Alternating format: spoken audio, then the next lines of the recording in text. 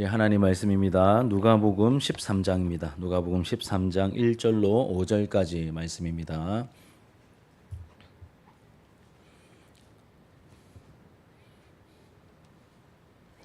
누가복음 13장 1절로 5절까지 말씀. 우리 한 절씩 교독하고 마지막 절은 함께 읽도록 하겠습니다.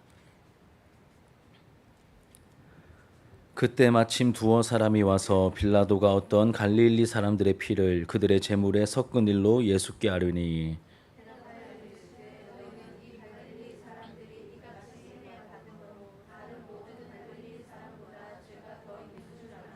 너희에게 이르노니 아니라 너희도 만일 회개하지 아니하면 다 이와 같이 망하리라.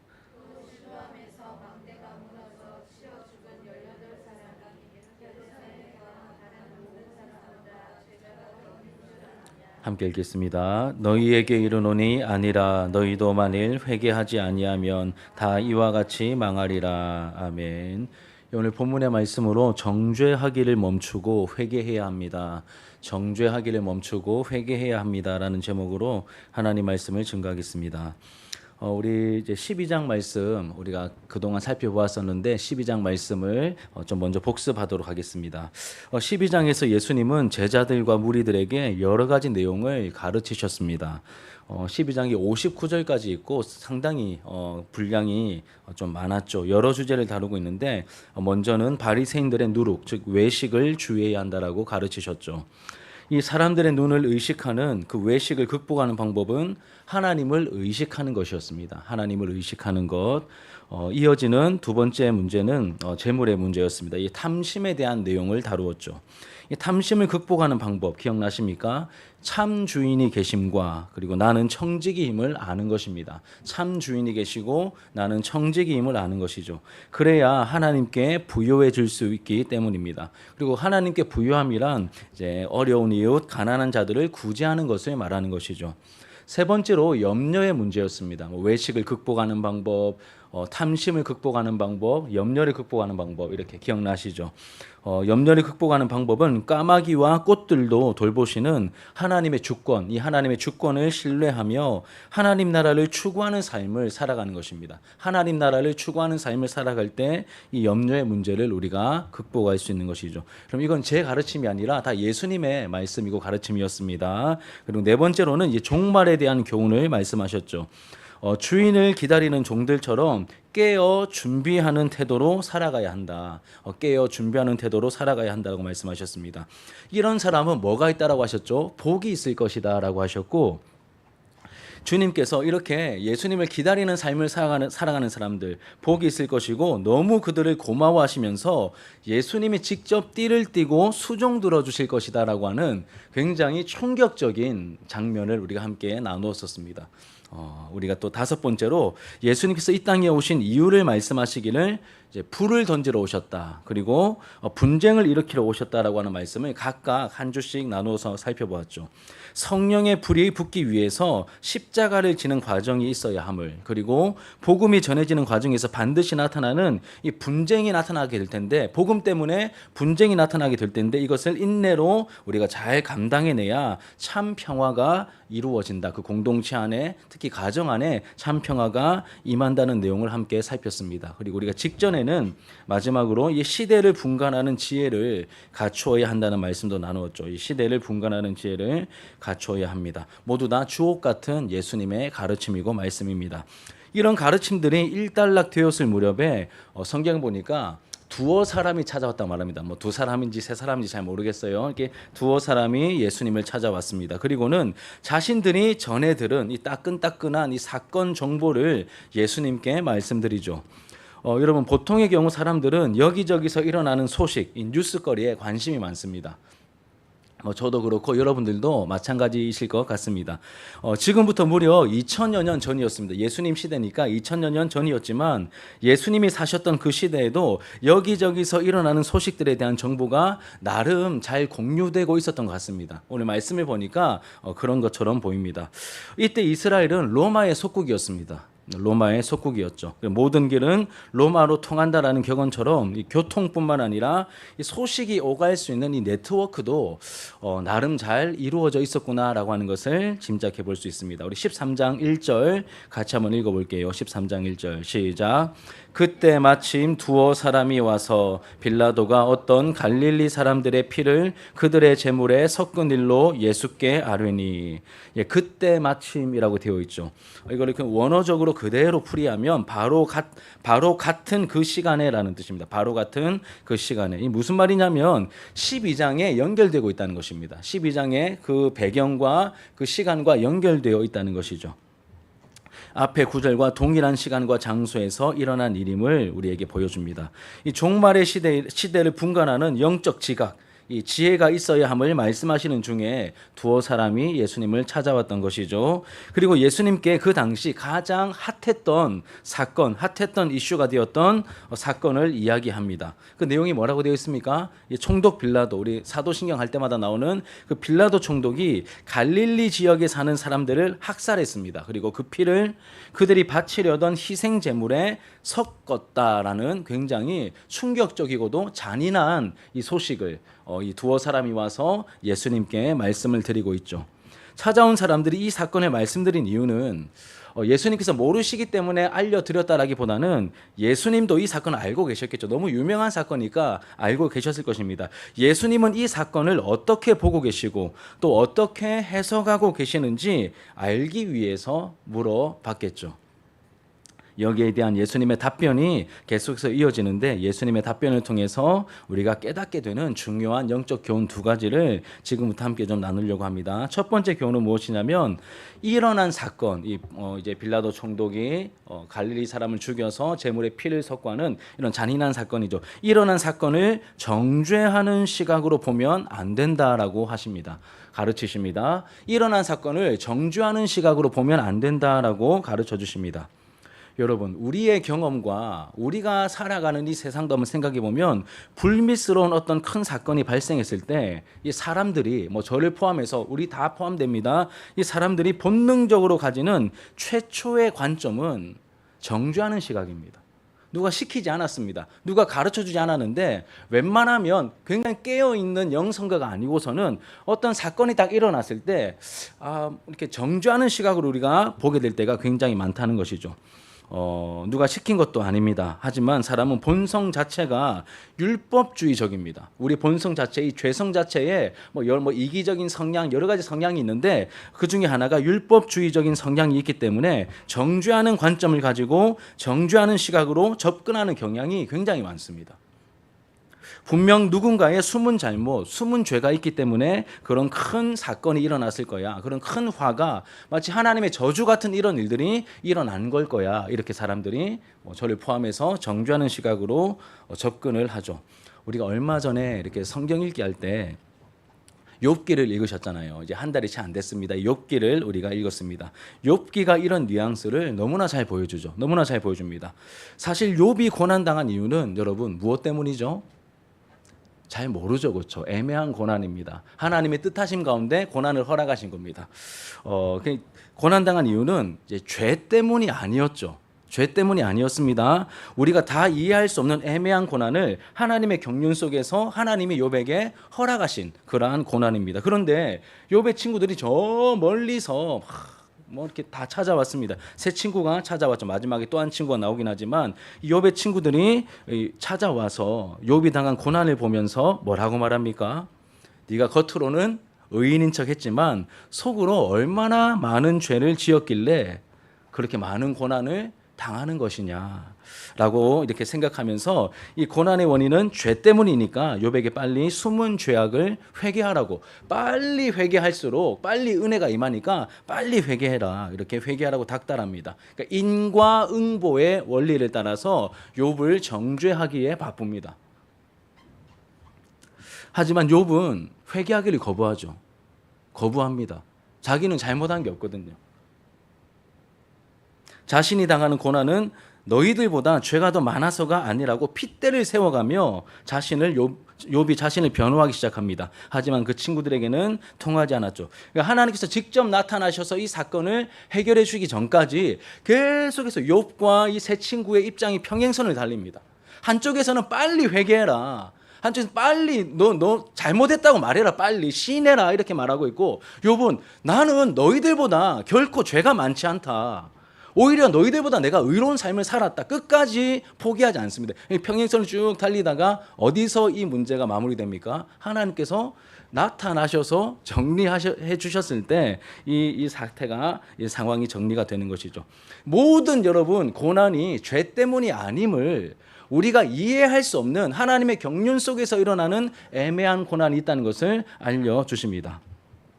우리가 이 관점을 잘 파악하셔야 됩니다. 여러분, 교회 안에서 이렇게 소그룹 이렇게 주로 모여가지고, 우리도 목장이 있죠, 그렇죠? 목장에 모여서 기도 제목을 나눕니다. 어려운 상황에 처한 사람의 소식과 이 기도 제목을 우리가 듣거나 접하게 됩니다. 한편으로 들을 때 좀 긍휼히 여기는 마음도 들지만 다른 한편으로는 이런 생각도 솔직히 들지 않습니까? 뭔가 있을 거야. 저렇게 어려워진 걸 보면 뭔가 있을 거야. 기도 생활, 신앙 생활을 게을리해서 그런 걸 거야. 아니면 식구 중에 누군가에게 영적인 문제가 있어서 그런 걸 거야. 이런 식의 마음을 가지게 될 때가 있습니다. 여러분, 누가 시킨 거 아닙니다. 가르쳐 준 것도 아닌데 생각의 방향이 그렇게 흐릅니다. 여러분, 정죄하는 데 익숙한 우리 안에 있는 율법주의적인 성향과 본성 때문에 그런 겁니다. 여러분, 안 그러십니까? 예, 저만 그런 겁니까? 예. 안타까운 마음도 드는데 뭔가 있을 거야. 이런 마음이 그냥 스물스물 우리 안에서 일어나는 것을 우리가 알게 되죠. 결정적인 예가 여러분, 욥의 예도 있는데 성경에 보면 요한복음 9장에 보면 예수님께서 날 때부터 맹인된 사람을 고치시는 유명한 장면이 나오죠. 굉장히 유명한 본문입니다. 요한복음 9장이 나오는데 이때 사람들이 이 날 때부터 맹인된 사람들 예수님께 데리고 나와서 이렇게 물어봅니다. 사람들이 예수님께 이렇게 물어봅니다. 예수님, 이 사람이 맹인으로 태어난 것이 누구의 죄 때문입니까? 이렇게 물어봅니다.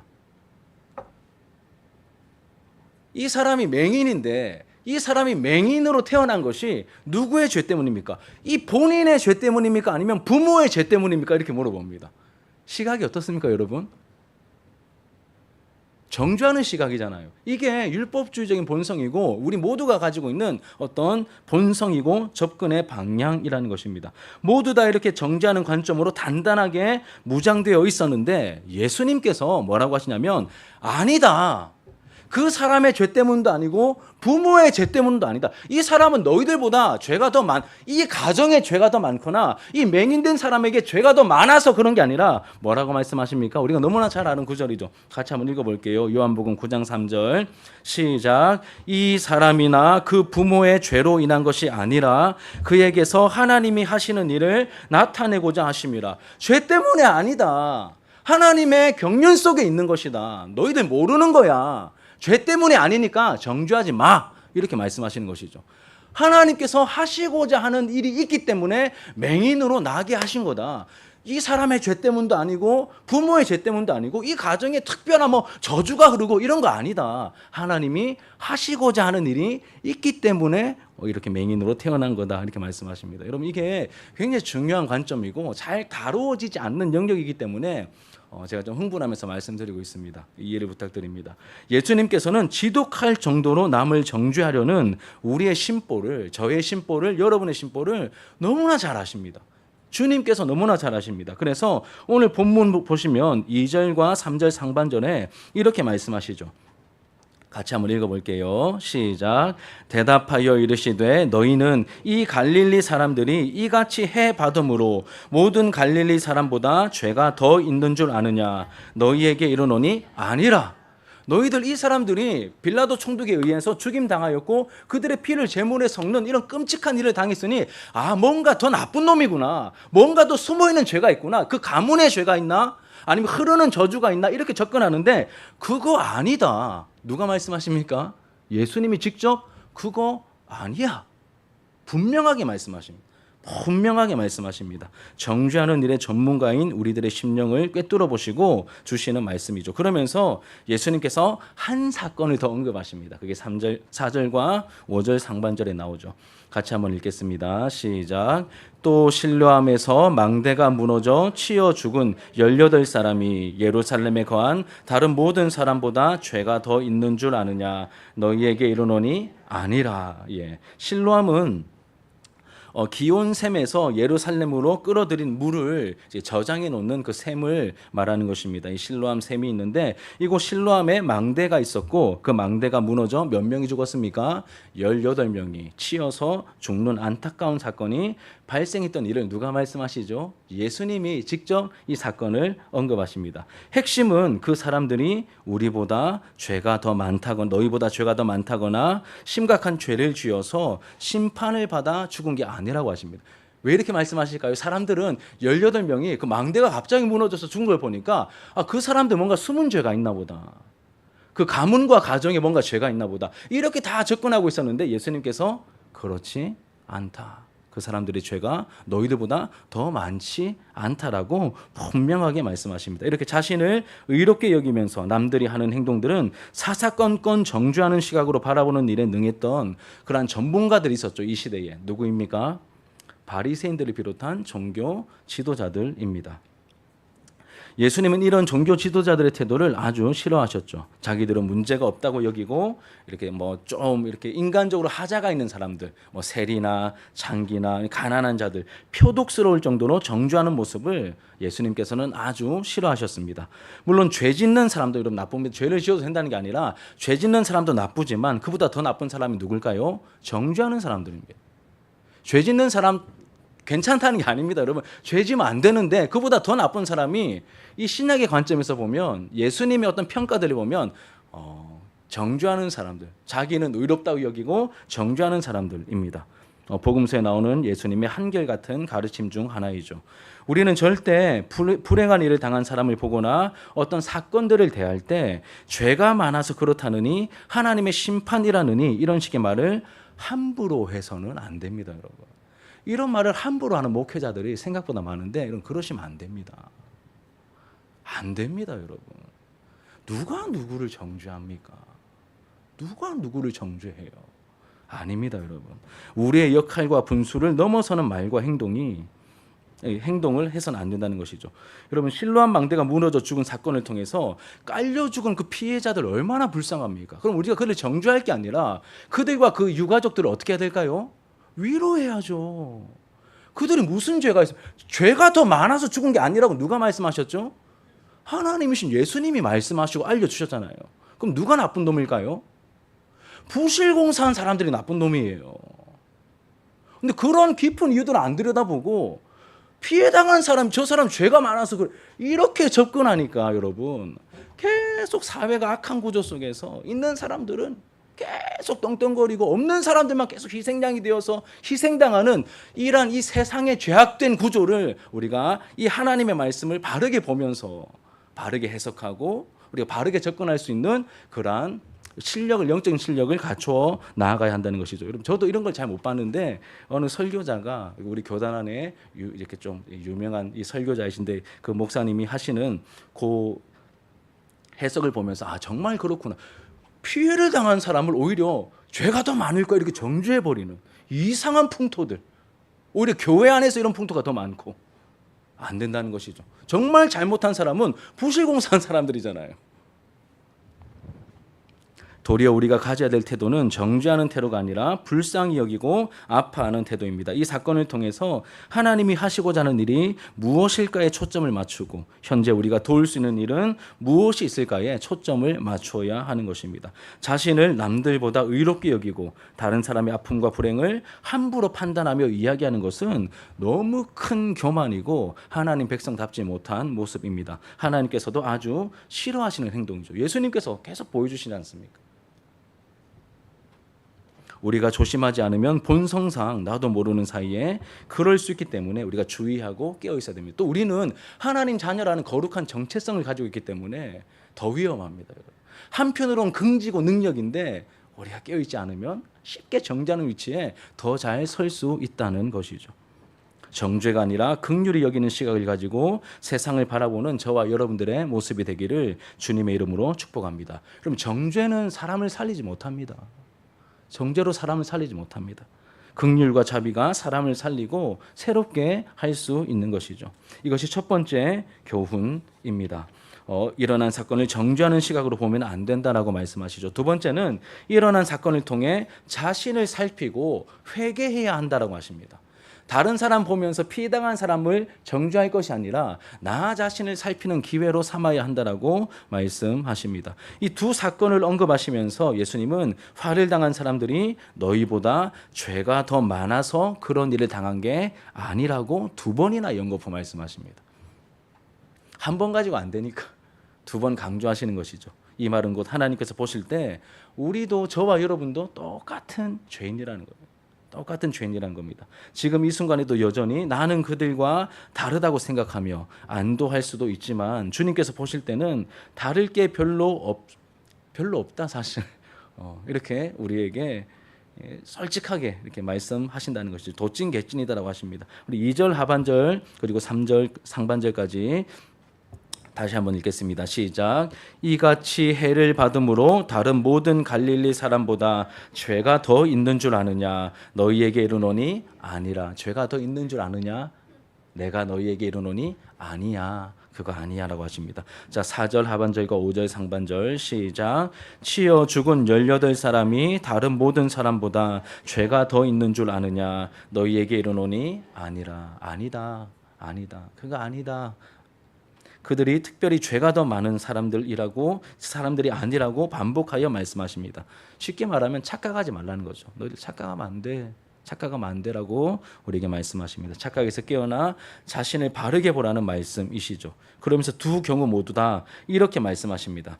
여기 제가 일부러 넣지 않았는데 두 군데 다 이렇게 마무리가 됩니다. 너희도 만일 회개하지 아니하면 다 이와 같이 망하리라. 두 번 말씀하십니다. 이 두 사건에 대해 정죄하는 관점을 버려야 한다고 말씀하심과 동시에 두 군데 모두 다 회개하라고 우리에게 요청하십니다. 무슨 말인가 하면 이런 불미스러운 사건을 접할 때마다 다른 사람을 정죄하듯이 판단할 것이 아니라 자기 자신을 살피고 돌아보라는 말씀입니다. 어떤 사건이 발생할 때마다 막 희생양을 찾고 누구 잘못인지 막 따지면서 막 정죄하는 시각을 막 이렇게 막 거기에 에너지를 쏟을 게 아니라 나 자신, 이 본보기가 되는 이 사건을 통하여 나는 바르게 깨어 있는가, 자기 자신을 깊이 살펴보라고 우리에게 도전을 하고 계시는 것이죠. 다른 이들의 허물을 판단하고 있는 나 역시도 특별히 더 나은 것이 없다는 사실을 알아라라고 하시죠. 지금 내가 숨을 쉬고 있음은 내가 그들보다 선하고 착해서가 아니죠. 나도 똑같은 죄인이지만 다만 나를 정죄하지 않으시는 하나님의 은혜로 호흡하고 있음을 깨닫고 하나님을 두려워하는 마음으로 내 숨은 죄를 깨닫고 회개해야 한다고 말씀하고 있는 것입니다. 그럼 특히 이 말씀의 1차적인 대상은 12장 마지막 부분과 연결되어 있기 때문에 12장 마지막 부분에 나왔던 그 대상들이 있죠. 12장 마지막에 보시면 56절에 보면 외식하는 자여 너희가 천지의 기상은 분간할 줄 알면서 어찌 이 시대는 분간하지 못하느냐라고 되어 있습니다. 외식하는 자들, 종교 지도자들이 1차적인 대상이죠. 예수님을 거부하였던 유대인들과 외식하는 종교 지도자들임을 우리가 고려한다면 이 말씀은 그들의 정죄하는 태도를 지적하시는 것이 맞습니다. 동시에 그들도 속히 회개하지 않으면 이 사건의 당사자들처럼 망할 수 있음을 경고하시며 회개를 촉구하는 말씀의 내용입니다. 그리고 2차적으로는 우리에게도 주시는 하나님의 말씀이죠. 여러분, 다른 사람을 보는 날카로운 정죄의 시각을 나에게 사용해야 됩니다. 다른 사람의 막 죄를 찾으려고 하는 이 날카로운 시각을 나에게 적용하셔야 돼요. 그리고 나에게 한없이 너그러운 관점과 시각을 다른 사람을 볼 때 사용하셔야 됩니다. 근데 우린 거꾸로 하죠. 이 날카로운 시각을 다른 사람의 죄를 찾는 데 사용하고 나 자신의 죄를 막 찾는 데 날카로워야 되는데 나 자신에게는 한없이 부드럽고 한없이 너그러워서 자기는 자기 편이잖아요. 제가 늘 하는 얘기지 않습니까? 자기는 자기 편이기 때문에 늘 자기에게는 관대하고 자기의 실수는 내로남불, 내가 하면 로맨스고 남이 하면 불륜이고 이런 식으로 다 합리화시켜버리는 그러한 우리의 모습을 우리가 직시할 수 있어야 되는 것이죠. 우리는 하나님께서 원하시는 시각으로 다른 사람을 대해야 합니다. 어떤 이제 제가 대전에서 사역할 때 이웃 교회 목사님이 이런 표현을 이제 하셨습니다. 설교 중에 뭐라고 하셨냐면, 우리 셀카 찍지 않습니까? 그 셀카를 딱 찍을 때, 여러분 셀카를 찍을 때 셀카를 전문적으로 찍는 우리 학생들이나 우리 특히 여성들이 이렇게 이쁘게 나올 셀카 많이 찍지 않습니까? 남자들은 잘 그렇게 안 하거든요. 뭐 대충 뭐 한 4-5장 찍고 그중에 잘 나온 거 하나 찍는데 정말 셀카에 목숨 거는 분들은 뭐 몇백 장, 뭐 이렇게 몇백 장 찍어야 하나 건진다고. 사실입니까? 우리 윤진 성도님 사실 맞습니까? 끄덕끄덕 하셔가지고 지금 막 몇백 장 찍어야 다다다다다 해가지고 막 이렇게 해야 그러니까 여러분, 자기를 돋보이게 만들려고 어마어마하게 신경 쓴다는 거예요. 근데 다른 사람 찍을 때 어떻습니까? 대충 찍고 어떤 거 보면 눈 감고 있고 어떤 거 보면 딴 데 보고 있고 함부로 찍고 이렇게 그냥 자 찍었어요 이렇게 거꾸로 돼야 된다는 거죠. 셀카 찍을 땐 대충 찍고 남들 찍어줄 때 셀카 찍듯이 그런 관점으로 우리가 찍어줘야 된다. 이렇게 우리가 접근할 수 있는 것이죠. 뿐만 아니라 이 사회적인 이슈나 이 굵직한 사건이 발생했을 때 이런 율법주의적인 성향을 이용해서 누구의 잘못 때문에 일어난 일인가를 찾아내어서 희생양을 만듭니다. 희생양을 만들어 누군가를 죽일 놈으로 만들어서 사태를 일단락시키고 넘어가려고 하는 그러한 이제 상황들이 자주 발생하는데, 그렇게 하면 안 된다는 것이죠. 이런 시도를 해서도 안 되고, 이런 시도를 하는 악한 사람들의 속셈을 우리가 알고 바르게 처신할 수 있는 역량도 우리가 갖추어야 할 것입니다. 대표적인 예가 교회사 속에서도 주후 64년에 로마에 어마어마한 큰 화재가 일어난 로마 대화재, 주후 64년에 일어났습니다. 이때 황제가 누구죠? 다 아시죠? 네로 황제입니다. 네로 황제. 근데 이때 네로 황제가 이 사건을 무마시키기 위해서 어떻게 합니까? 희생양을 딱 만듭니다. 그 희생양이 누가 되었죠? 크리스천들이잖아요. 멀쩡한 크리스천들을, 이 기독교인들을 희생양으로 만들어서 화재의 책임을 그들에게 돌리고 정죄하여 박해를 가하면서 그 사건을 일단락시키고 무마시키고 넘어가려고 하지 않습니까? 이런 예가 있습니다, 여러분.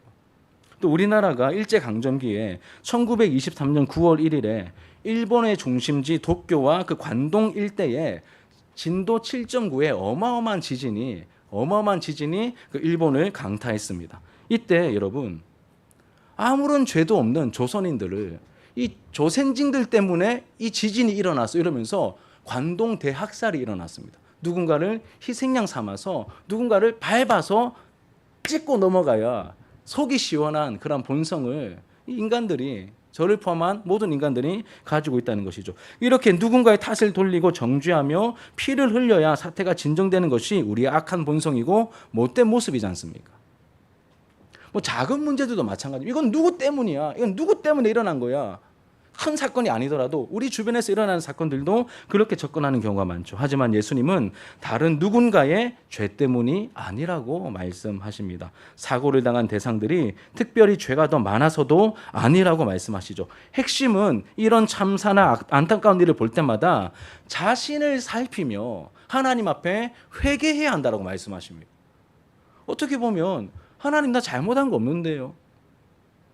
이런 생각이 막 북받쳐 오를 수도 있는데, 예수님께서 분명히 말씀하시기를 그 사람들이 다른 모르는 사람보다 죄가 더 있는 줄 아느냐, 너희에게 이르노니 아니다. 너희도 만일 회개하지 아니하면 다 이와 같이 망하게 될 거다. 나 자신을 살피는, 우리 공동체를 살피는 계기로 삼으며 회개하는 기회로 삼으며 하나님 앞에 반응해야 한다라고 우리에게 연거푸 말씀하십니다. 그럼 남이 아니라 나 자신을 살피라고 하십니다. 오늘 제목처럼 정죄를 멈추고 내 허물을 하나님 앞에 자복하며 회개해야 하는 것이죠. 말씀을 정리하겠습니다.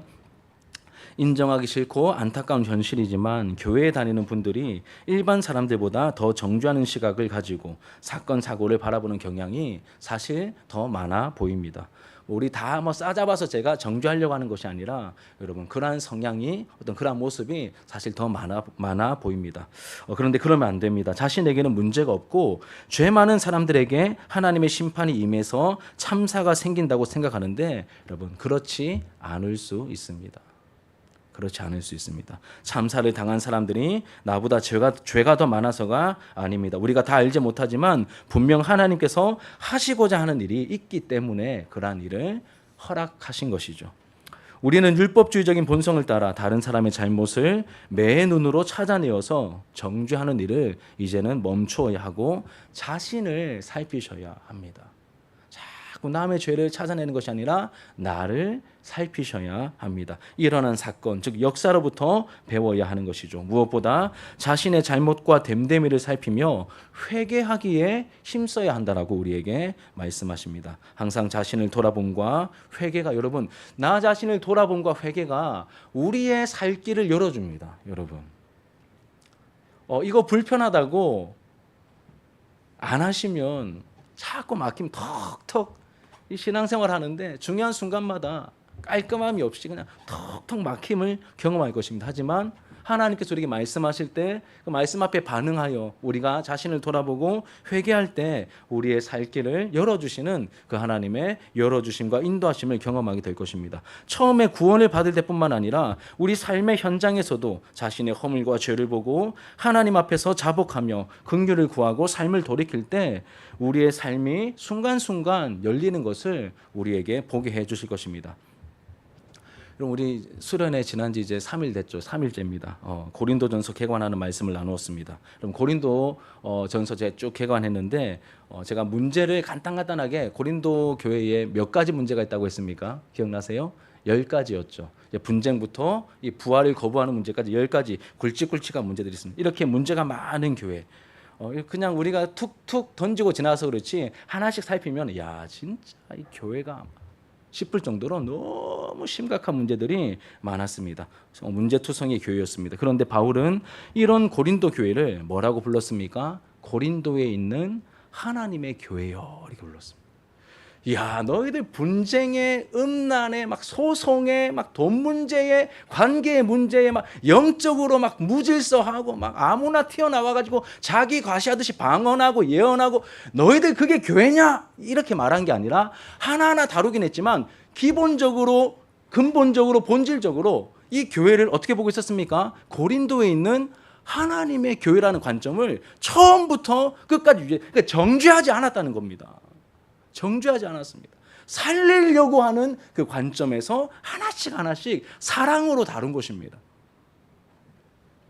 문제 많았던 교회를 다짜고짜 정죄하고 판단한 것이 아니라 끝까지 포기하지 않고 품는 그 시각으로 그 교회를 바라보고 고린도 전후서를 썼던 것이죠. 그리고 이런 관점은 바울의 관점이 아니라 사실은 하나님의 관점이죠. 하나님의 관점입니다. 이런 정죄는 사람과 공동체를 살리지 못합니다. 이 말씀의 가르침을 따라 여러분 우리가 정죄를 멈추고 진정으로 자신을 살피는 그 회개를 하게 될 때 여러분 제가 이 말씀을 이렇게 마지막에 이렇게 쭉 묵상하고 이렇게 이 마지막 이 부분을 어떻게 좀 정리해야 될까 이렇게 고민을 하면서 이런 표현이 좀 생각이 났습니다. 우리가 진정으로 자신을 살피는 회개를 하게 될 때 하나님께서 선물처럼 주시는 불쌍히 여기는 마음과 그리고 포기치 않고 품어내는 태도를 가지게 해주실 것입니다. 여러분 정죄하기를 멈추고 정말로 내가 하나님 이 사건과 어떤 사태와 이런 상황 속에서 내가 정말 나 자신을 돌아보며 회개하기를 원합니다라고 이 하나님의 말씀을 따라 한번 가보겠습니다라고 그 과정을 겪고 하나씩 우리가 거치기 시작할 때 하나님께서 선물처럼 우리에게 이 두 가지를 주실 것입니다. 하나는 불쌍히 여기는 마음을 주실 겁니다. 정죄하는 시각이 아니라 불쌍히 여기는 마음을 주실 것이고 또 하나는 포기치 않고 품어내는 그 태도도 우리에게 선물로 주실 것입니다. 이를 통해 우리 개인과 교회 안에 회복과 생명이 깃들게 하실 것입니다. 당시 종교 지도자들처럼 판단하고 정죄하고 그렇게 숨막히게 만드는 교회가 아니라 자신을 살피는 겸손함으로 늘 하나님께 깊이 회개하고 이 과정에서 얻게 되는 이 불쌍히 여기는 마음과 포기치 않는 태도를 가지고 영혼을 살려내고 우리가 누리는 생명도 더 풍성해지는 생명 가득한 우리 진주 하나로 교회가 더욱더 되어가기를 주님의 이름으로 축복합니다. 우리 말씀을 기억하면서 함께 기도하는 마음으로 찬양하겠습니다. 정결한 마음 주시옵소서.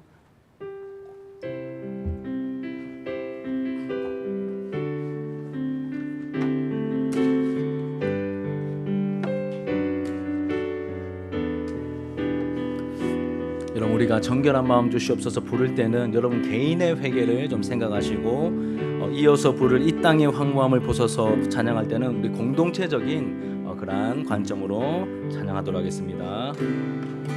정결한 마음 주시옵소서. 오 주님, 정직한 영을 새롭게 하소서.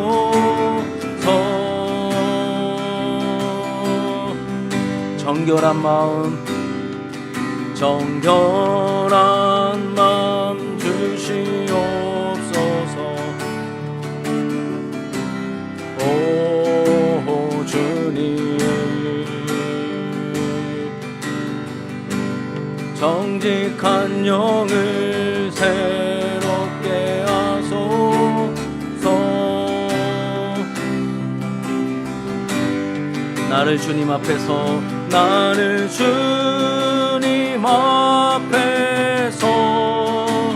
멀리 하지 마시고 주의 성령을 거두지 마옵소서. 그 구원의 기쁨, 그 구원의 기쁨, 아멘. 다시 회복시키시고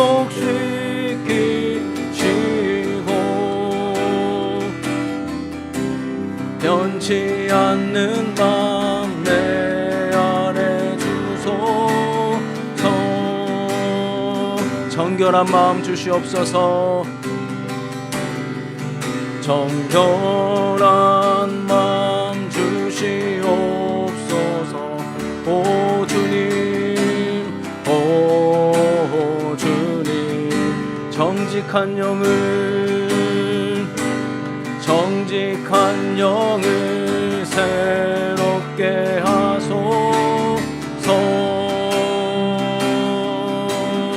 나를 주님 앞에서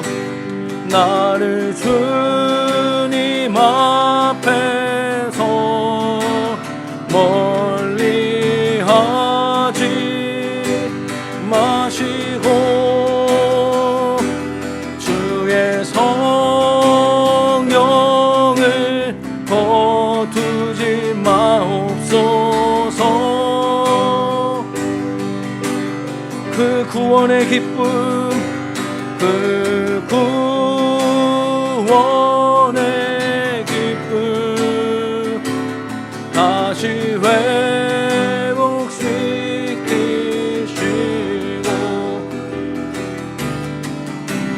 변치 않는 마음 내 안에 주소서. 나를 주님 앞에서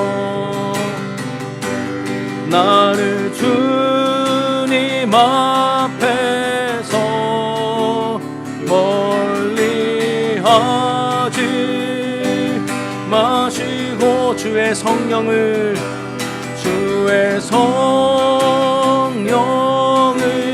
거두지 마옵소서. 그 구원의 기쁨, 그 구원의 기쁨 다시 회복시키시고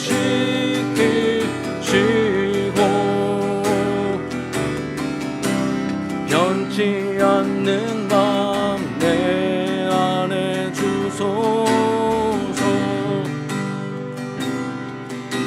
이 땅의 황무함을 보소서.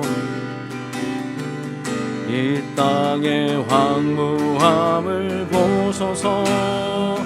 하늘의 하나님, 긍휼을 베푸시는 주여, 우리의 죄악 용서하소서.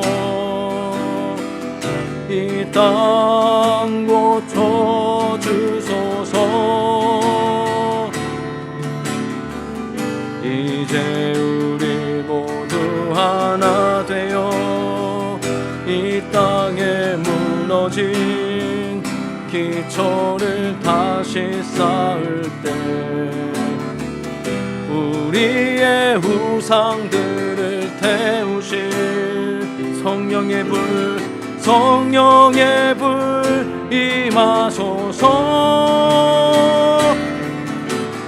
부흥의 불길 타오르게 하소서.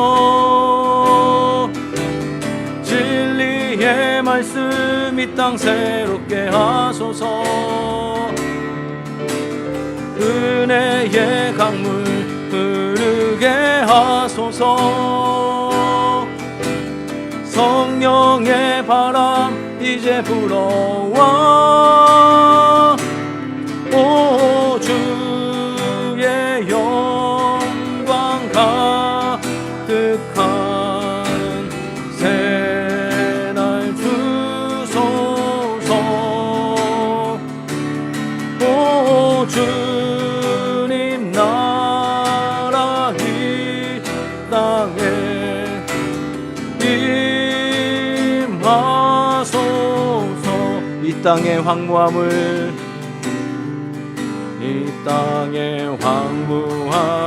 하늘의 하나님 하늘의 긍휼을 베푸시는 우리의 죄악 용서하소서. 주님 고치소서. 이 땅 고쳐주소서.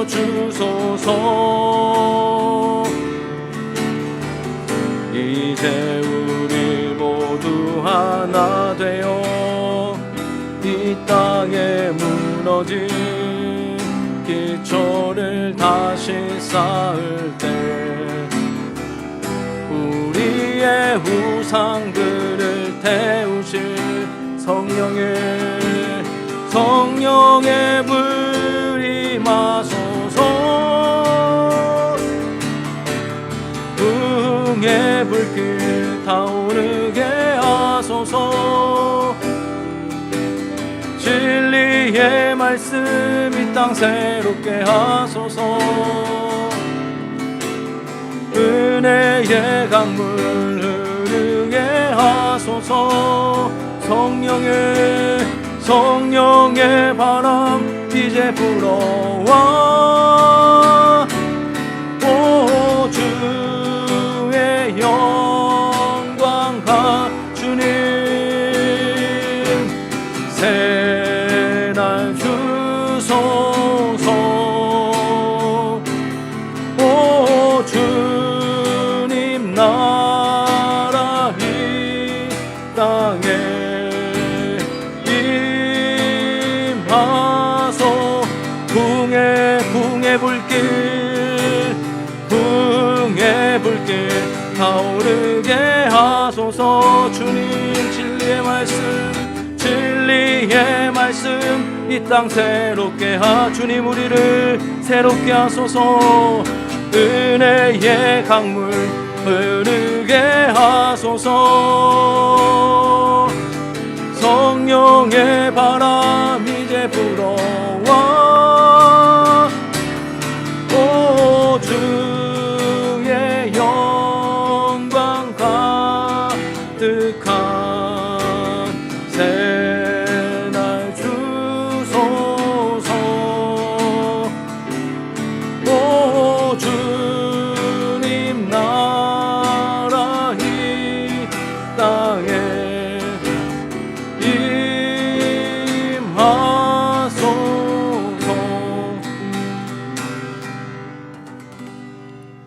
우리 말씀을